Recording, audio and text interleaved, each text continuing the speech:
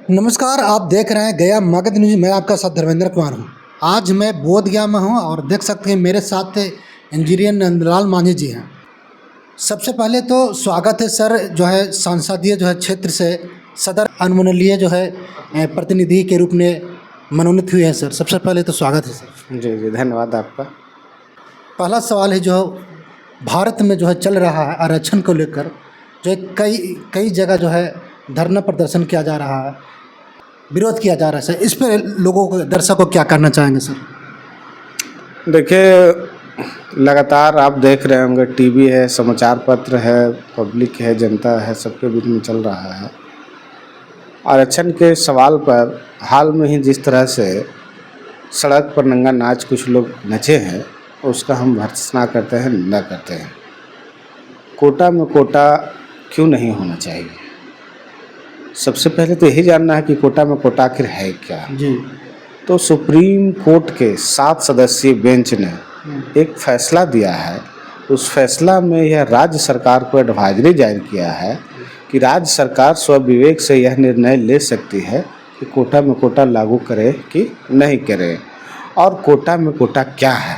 तो कोटा में कहने का मतलब यही है कि जो SC/ST का रिजर्वेशन है 16% इस देश में, उसमें जो समाज के सबसे अंतिम पायदान पर रह गए लोग हैं, चाहे आर्थिक पिछड़ापन हो, सामाजिक पिछड़ापन हो, राजनीतिक पिछड़ापन हो, साक्षरता दर कम हो, इन सब मापदंडों पर ले करके और कहीं न कहीं जो हमारे भाई बंधु पीछे छूट गए हैं, उनको विशेष अवसर दे करके आगे लाने का प्रयास कर रहे हैं।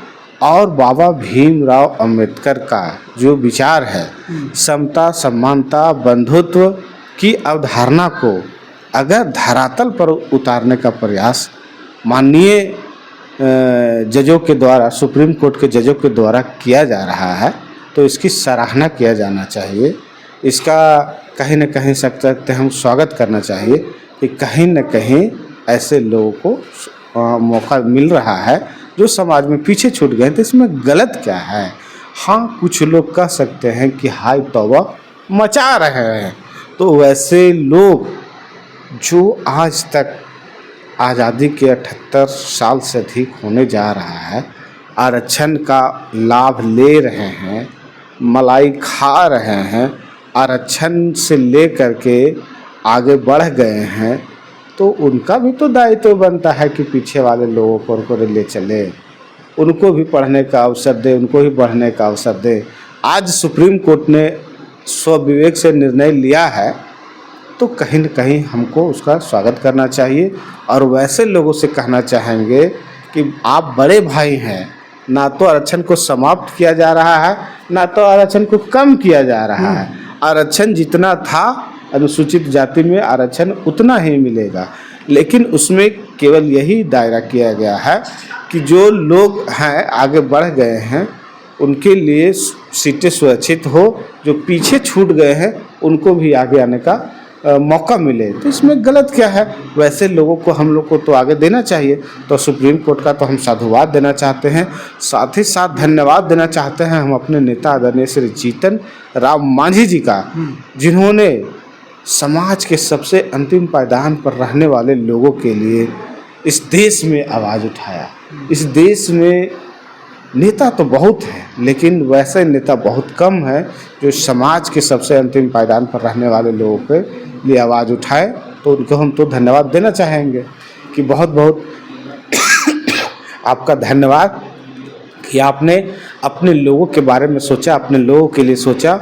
और उनसे भी, बड़े भाई से भी कहना चाहते हैं, दरिया दिल दिखाइए, आप हमारे लोगों को भी मौका दीजिए कि वह भी आगे बढ़े, उनको भी समान अवसर मिले। यही हम कहना चाह रहे हैं। इसलिए हम लोग कोटा में कोटा का समर्थन करते हैं। कोटा में कोटा ना तो आरक्षण को समाप्त किया जा रहा है, ना तो आरक्षण को कम किया जा रहा है। जो लोग पीछे छूट गया है उनको विशेष मौका दे करके आगे बढ़ाने का प्रयास किया जा रहा है। बस संक्षेप में यही है। कुछ लोग कह रहे हैं कि दलितों में फूट हो गया, दलितों में टूट हो गया, पता नहीं क्या क्या मतलब लोग कह रहे हैं। तो उन लोगों से कहना चाहेंगे कि भाई इस देश में जब ओबीसी का आरक्षण लागू हुआ 27%, उसमें भी कोटा लागू हुआ BC1 BC2, तो फिर एसी में क्यों नहीं लागू हो सकता है? हमारा जो है हलकोर भाई है, नट भाई है, तुरी भाई है, आपका जो है मांझी मुसहर भूइयाँ परिवार है, वो सबको कब मौका मिलेगा? एक परिवार IAS IPS chief engineer doctor सब बन रहा है दलित समाज से, और एक परिवार है जो आज भी कहीं न कहीं नाला साफ कर रहा है, नाली साफ कर रहा है, बाथरूम साफ कर रहा है, रोड पर झाड़ू लगा रहा है, कहीं न कहीं जूता सील रहा है। तो उसको कब मौका दीजिएगा? उसको कब बढ़ने का अवसर दीजिएगा? उसको कब कौन बढ़ाएगा? दूसरा कोई आएगा? हम समाज के लीडर हैं, हमारे लोग लीडर हैं, तो हम ही लोग न सोचेंगे? आदरणीय जीतन राम मांझी जी इसके लिए सोचे हैं तो कहीं न कहीं साधुवाद है। तो यह सोचना चाहिए। कुछ लोग जो इसका विरोध कर रहे हैं तो कहीं न कहीं उनको ऐसा लग रहा है कि हमको आरक्षण ख़त्म किया जा रहा है, हमको लाभ से वंचित किया जाएगा, तो वैसा कुछ नहीं है। हाँ, कुछ सीमाएँ तय की जा रही है, जो पीछे लोग हैं उनको भी बढ़ने का अवसर पहली प्राथमिकता के रूप में उनको मिले। बाकी तो सब भाई बंधु है ये हैं, सब मिलके हम लोग चलवे करेंगे, तो इसमें गलत क्या है?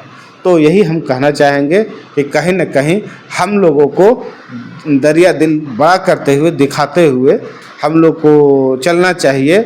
और आप ही बताइए ना कि इस बिहार राज्य में कुल अनुसूचित जाति में 22 जातियां हैं, 22 जाति में 4 जातियों की साक्षरता दर 40% से अधिक है, और बाकी 18 जातियां हैं उसकी साक्षरता दर 7%, 8%, 9% है। तो वैसे लोगों को कब मौका मिलेगा? वैसे लोगों को कब हमारा समाज स्वीकार करेगा? वैसे लोग कब जीवन जीविका के लिए जो है उसके लिए कब वो माने उपलब्ध हो पाएगा? आज़ादी के तो इतना साल हो गया, तो आप नेतागिरी कर रहे हैं, नेता हैं, समाज का हितैषी बन रहे हैं, तो आपको भी तो दरिया दिल दिखाते हुए उसको मौका देना चाहिए। एक भाई जो है से जज, collector, engineer, doctor, chief engineer और दुनियादारी सब बने, और दूसरा भाई क्या करे? ये तो सोचने की आवश्यकता है। तो इस देश में अगर साक्षरता दर 7% कम है, तो जो हमारे भाई बंधु जिनकी साक्षरता दर 40% से अधिक है, जो नौकरी पेशा जज, कलेक्टर, महकमा, सरकारी महकमा में है, उनको नहीं चाहिए था कि हमारा जो भाई पीछे छूट गया है उसको भी हम हाथ पकड़ के खींच ले, उसको भी हम आगे बढ़ाएं? नहीं चाहिए था। आवाज़ अगर सुप्रीम कोर्ट सोच रही है तो गलत क्या सोच रही है? आप करवे नहीं कीजिएगा, जो कर रहा है उसको करने दीजिएगा नहीं। तो आप चाहते हैं क्या? आप यही नहीं चाहते हैं कि आप मलाई खा रहे हैं तो खाते रहिए, दूसरा को मौका नहीं मिले, दूसरा को आगे बढ़ने का नहीं मिले, दूसरा को पढ़ने का अवसर नहीं मिले?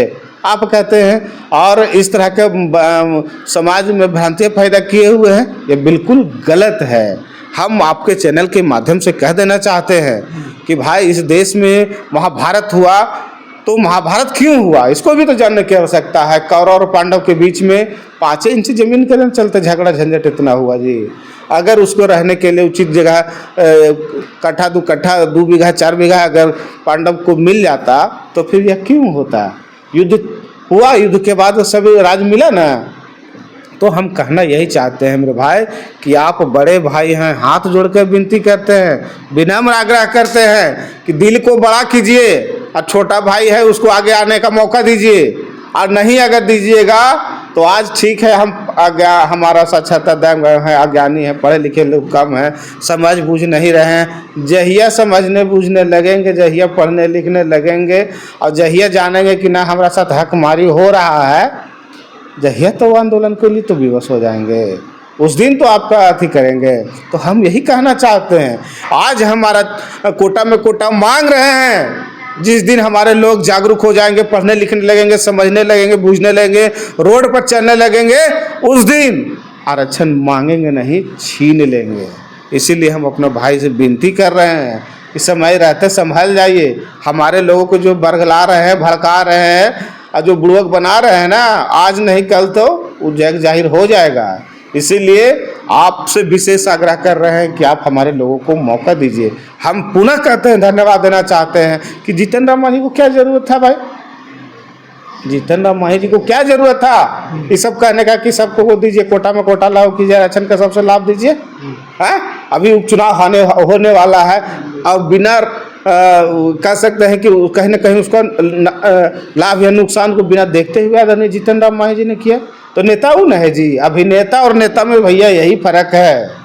नेता तय करता है कि हमारा जो अगर 4 पुत्र है तो चारों को समान रूप से बढ़ने का अवसर मिले, उसको पढ़ने का अवसर मिले, और ना कि जी एक बेटा अगर बढ़ गया है तो लगातार बिल्डिंग पर बिल्डिंग ढालते जाए, गाड़ी पर गाड़ी खरीदते जाए। दूसरा बेटा ऐसे कभी तमिलनाडु जाके कमा रहा है, कभी चेन्नई जाके कमा रहा है, कभी जाके नाली साफ कर रहा है, कभी नगर निगम में काम कर रहा है, कभी जो है से इधर से उधर अपना किसी तरह से भाटा पर जाकर के जीवन बसर कर रहा है। इसको कौन सोचेगा? आप बने हैं नेता, तो नेता है तो दिल बड़ा कीजिएगा ना जी। नेता है तो दिल बड़ा कीजिएगा ना, बड़ा करके सबको मौका दीजिएगा ना। तो हम कहना चाहते हैं कि आदरणीय श्री जीतन राम मांझी जी ने जो कहा है, हम लोग उसका समर्थन करते हैं। कोटा में कोटा होना चाहिए और इसका लाभ समाज के सबसे अंतिम पायदान पर रहने वाले लोगों को मिलना चाहिए। राजनीति का पवित्र उद्देश्य यही कहता है कि सबको बढ़ने का, सबको पढ़ने का, सबको आगे समान रूप से अवसर मिले। और बाबा भीमराव अंबेडकर जी का जो कहना था कि संविधान में समता, समानता और बंधुत्व की अवधारणा को जो कहा है, उसको चरितार्थ करने के लिए कोटा में कोटा जरूरी है। और यह जो भ्रांतियाँ फैला रहे हैं कुछ लोग, उन लोग समय आएंगे सब संभल जाएंगे। हम लोग कोटा में कोटा का जो है उसका समर्थन करते हैं और हर हाल में हम लोग इसको लेकर रहेंगे। मिल जाएगा सर? क्यों नहीं है? इसके लिए हम लोग लगातार आंदोलन कर रहे हैं। देखिए पटना में हाल में ही बैठक हुई है, जमुई में बैठक हुई है, आपका इधर कल सासाराम में बैठक हुई है, गया के लोग भी हैं, बैठक की तैयारी कर रहे हैं। क्यों नहीं रहेगा? कुछ लोग कहा जा रहा है कि यदि इस वर्गीकरण नहीं हटेगा तो बांग्लादेश जैसा कर रहे हैं। अरे वो सब बेकार बात है। वो सब क्या बोलता है नहीं बोलता, हम किसी पर टिकट में नहीं कर रहेंगे। और बांग्लादेश और दुनियादारी सब हटाइए। हम लोग तो भाई सीधा सीधी जो अपनी बात है हम लोग अपना रख रहे हैं। बांग्लादेश बहुत दूर, ज़्यादा दूर है। हम भैया इंडिया के रहने वाले हैं, इंडिया की बात करेंगे। समता, समानता, बंधुत्व की अवधारणा को लेकर के हम लोग चलने चाहते हैं और उसी को लेकर के आगे बढ़ना चाहते हैं। बाबा भीमराव अम्बेडकर को मानने वाले लोग हैं और उनके साथ हम लोग जाते हैं। इसीलिए ये सब खड़ा में नहीं रहिए। समाज के हमारे भाई बंधु लोग सबको समान रूप से जीने का, पढ़ने का, लिखने का अवसर मिले, बस यही कामना करते हैं। ऐसा क्यों है सर कि जो है मांझी साहब केंद्रीय मंत्री है और बिहार में जो है संतोष भैया जो है मंत्री हैं, ऐसा क्यों भड़काने का काम करते हैं जो मांझी समाज का जो लोग हैं? ऐसा क्यों बोलते हैं? क्या बोलते हैं?